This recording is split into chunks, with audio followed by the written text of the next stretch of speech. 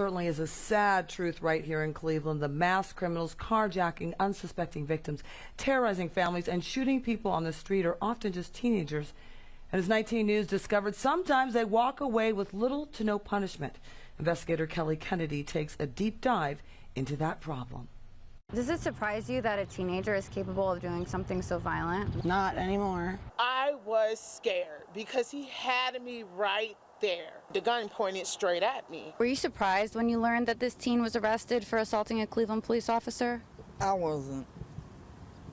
It was just a matter of time. All of these people were victimized by juveniles in Cleveland. But that's not the only thing they have in common. The kids who targeted them were either put on an ankle monitor or probation by juvenile court judges.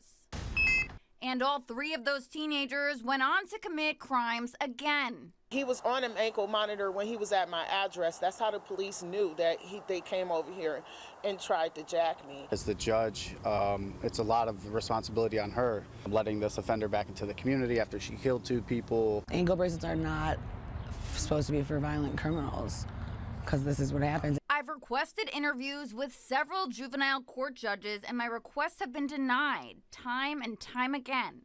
One person who hasn't been shy about this, Cuyahoga County prosecutor Michael O'Malley. If we're not teaching them as juveniles right from wrong, what chance do we have when they become adults? O'Malley using social media lately to call out juvenile court judges for letting violent juvenile offenders off with a slap on the wrist. One example, a 17-year-old with a history of armed carjackings who was put on probation.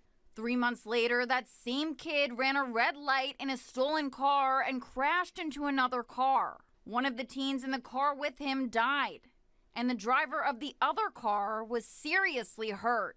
I'm not saying that being a juvenile court judge is an easy task. You know, you're trying to balance rehabilitation and public safety. With a lengthy violent history, at some point, again, it has to swing towards public safety.